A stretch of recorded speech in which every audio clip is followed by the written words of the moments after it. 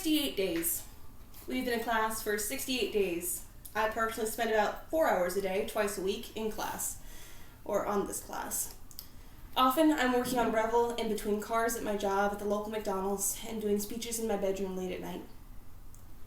We have been in this class for 68 days. That is 9.714 weeks. No matter how much time you spend in this class, you must admit you've learned something. This speech is to give you a bit more information about me while showing you 4 different ways to give a speech that we have learned in this class. The first part of my speech is the memorized portion. How many times do we spend in homeroom, in school, reciting the pledge? I remember some schools I attended, we even recited the preamble. It went like this. I pledge allegiance to the flag of the United States of America and to the republic for which it stands, one nation, under God, indivisible, with liberty and justice for all. We hold these truths to be self-evident, that all men are created equal, and they are endowed by their Creator with certain inalienable rights, that among these are life, liberty, and the pursuit of happiness. The next type of speech we memorized was a manuscript. I would like to read a portion of the book Wicca, A Guide for the Solitary Practitioner, written by Scott Cunningham. In the portion that I'll be reading, we will speak about the Wiccan's belief in reincarnation.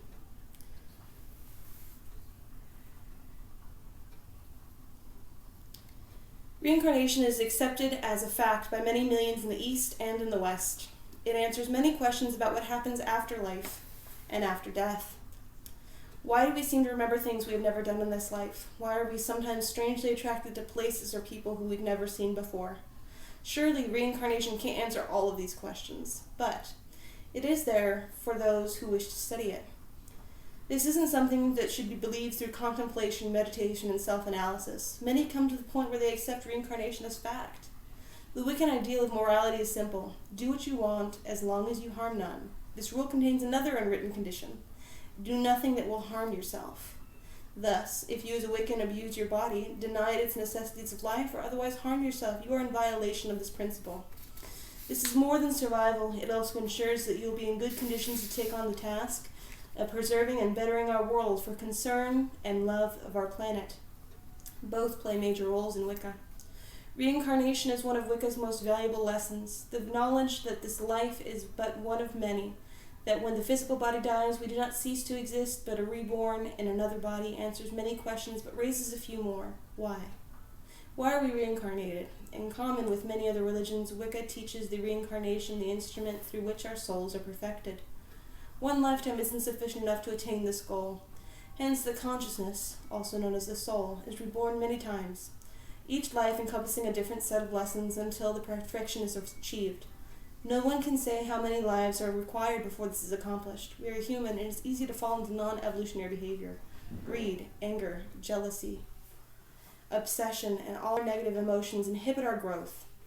In Wicca, we seek to strengthen our bodies, minds, and souls. While we certainly live productive and earthly lives, we try to do so while harming none. The antithesis of contemplation, competition, intimidation, and looking out for number one.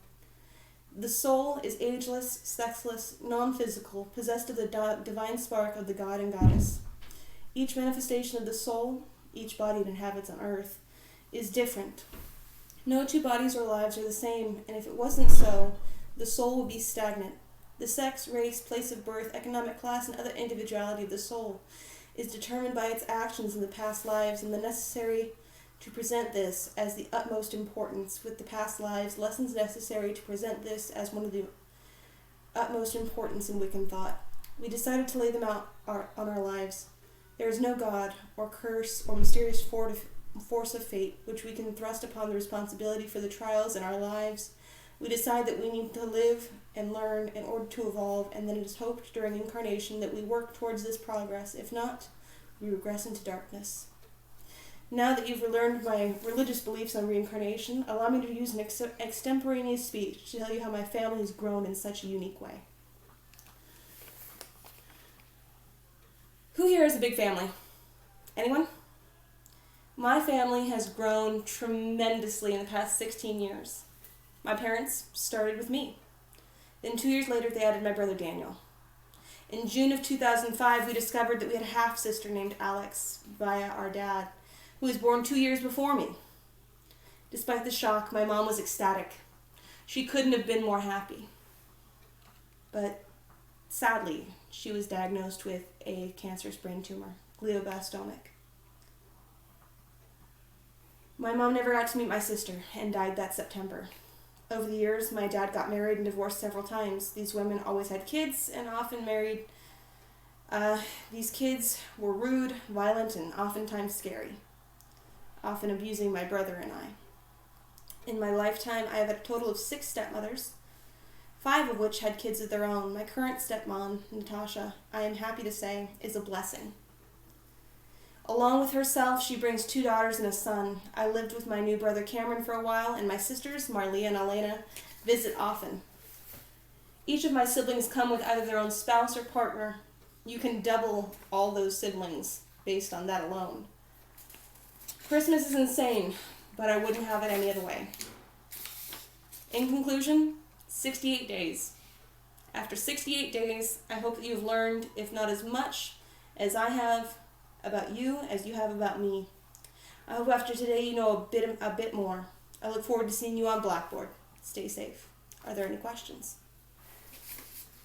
Alongside your Wicca speech, what other places would you recommend if you want to be interested about your spiritual side of things? I do recommend the book by Scott Cunningham, Wicca for the Solitary Practitioner. However, there are many books. I do suggest the Llewellyn series.